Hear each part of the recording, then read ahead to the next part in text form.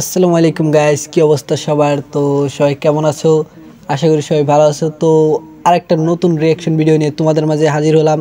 তো টাইটেল এবং থাম্বনেল দেখে তো বুঝেই গেছো যে আজকের রিয়াকশন ভিডিওটা কীরকম হতে যাচ্ছে।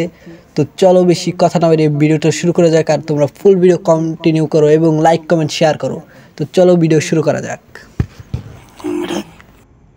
তো গাইস, কেমন আছেন আপনারা? আই হোপ আপনারা সবাই অনেক ভালো আছেন। তো আজকের এই ভিডিওতে আমি আপনাদের জনপ্রিয় নাটকের কিছু অ্যাটিটিউড ডায়লগ দেখাতে যাচ্ছি, যে ডায়লগগুলো আই হোপ আপনাদের অনেক ভালো লাগবে। আর বর্তমানে নাটকের যে অবস্থা আমার বলার ভাষা নেই। তো যাই হোক, আমি আর বেশি দেরি না করে আজকের ভিডিওটা শুরু করে ফেলি। So let's start.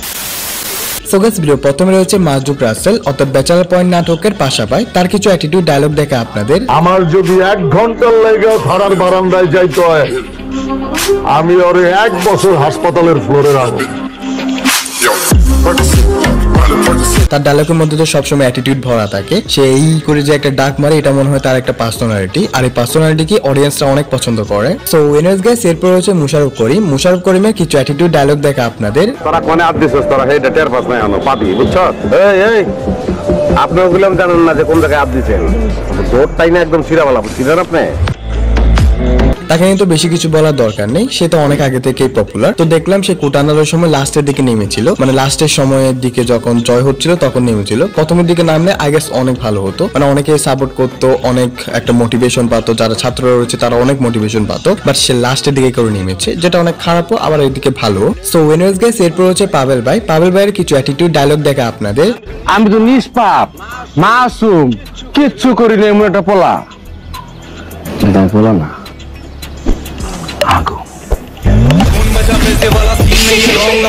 So guys, এরপর হচ্ছে পলাশের কিছু অ্যাটিটিউড ডায়লগ দেখা আপনাদের।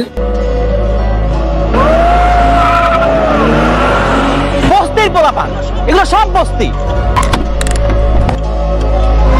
আমার বস্তি কে বলে আনতে? আমি বলছি। সানগ্লাসটা দেখছস? গলার মধ্যে কি পড়ছে দেখছস? White gold. ঘড়িটা দেখছস? চায়া থাকবি। জুতাটা দেখছস? এই দেখ পিছনে প্রিন্স লেখা। গাড়িটা দেখছস? এই সব চাপতো। তোর মতো পোলারে 10 বার সেল করে দিলেও এরকম একটা গাড়ি কিনতে পারবি না তুই।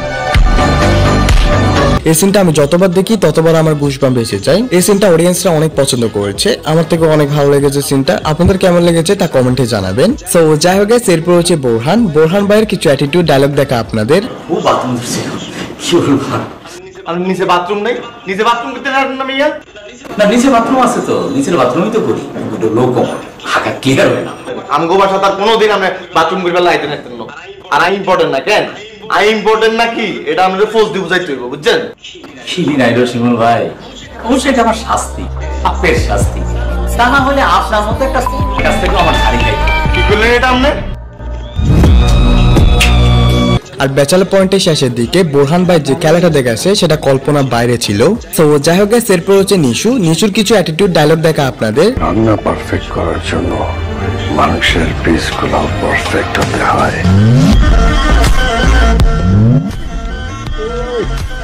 এই যে ডায়লগটা দেখলেন, এটা হলো পুনর্জন্ম নাটকের একটা ডায়লগ। যারা এই নাটকটি দেখেছেন তারা কমেন্টে জানাবেন এই নাটকটি কেমন লেগেছে আপনাদের। আর যারা নাটকটি দেখেননি তারা ইউটিউবে চাইলেই সহজে দেখে আসতে পারে, ইউটিউবে অ্যাভেলেবেল রয়েছে এই নাটকটি। নিশু ভাইকে আপনাদের কেমন লাগে তা কমেন্টে জানাবেন। আমার থেকে তো ভালোই লাগে। নিশু আর অপূর্ব এই দুজনকে আমার অনেক ভালো লাগে। আগে আমি মনে করতাম এই দুজন মানুষ একজন, বাট তারপর বুঝতে পারলাম যে না, তারা দুজন আলাদা আলাদা মানুষ। আপনাদেরও কি এরকম মনে হয়েছিল তা কমেন্টে জানাবেন। সো গাইস, এরপর হচ্ছে মুশফিক আর ফারহান, তার কিছু অ্যাটিটিউড ডায়লগ দেখা আপনাদের। একটা পরে বইয়া গেলি? আরে বাবা, চাপিসার মধ্যে ফোসফোস করে। তুই অঙ্গনে পড়াশোনা বন্ধ করছিস কেন? অঙ্গন এক্সাম শেষ করবে, তারপরে তুই ওর মতামত নিয়ে বিয়ে করবি। এটা তো ফার্স্ট আর লাস্ট ওয়ান। জায়গায় শুট করে দিবি।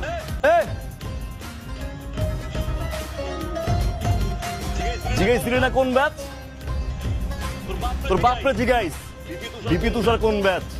তার নাটকগুলো আমার অনেক ভালো লাগে। ফারহান ভাইয়ের অ্যাক্টিং গুলো আসলেই অনেক ভালো হয়ে থাকে। নিশু ভাই আর অপূর্ব ভাইয়ের নাটকের পরে মুশফিক আর ফারহানের নাটকগুলো আমার অনেক ভালো লাগে। সো গাইস, ভিডিও শেষে রয়েছে আমার একজন favourite influencer Omar on fire, তার কিছু অ্যাটিটিউড ডায়লগ দেখা আপনাদের। আমাকে শুধু তারাই বেদব বলে, আমার কথা যাদের একদম জায়গা মতো লাগে। ওমর ভাইকে আমার অনেক ভালো লাগে। রিসেন্টলি দেখতাম ওমর ভাই বউ ব্যবসা নিয়ে একটা ভিডিও বানিয়েছে, যেটা অনেক ফানি ছিল। আমার থেকে তো অনেক ভালো লেগেছে। ওমর ভাইকে আসলে আমার অনেক ভালো লাগে। আপনারা কারা কারা ওমর ভাইকে পছন্দ করেন তা কমেন্টে জানাবেন। আমি কোনো কিছু জানতে চাইলে কখনো মিথ্যা বইল না, কারণ আমি উত্তর জানা ছাড়া কাউরে প্রশ্ন করি না। যতটুকু যদি ভিডিওটা দেখে থাকেন তাহলে আই গেস আপনাদের ভিডিওটা ভালো লাগছে। তো যদি ভিডিওটা ভালো লাগে থাকে তাহলে লাইক করবেন, চ্যানেল নতুন হলে সাবস্ক্রাইব করবেন, বেল নোটিফিকেশনটা অন করা হলে সেট করে দিবেন যেন আমার সব ভিডিও নোটিফিকেশন আপনারা পেয়ে থাকেন। তাহলে আমি যাচ্ছি, দেখা হবে পরের ভিডিওতে। আল্লাহ হাফেজ।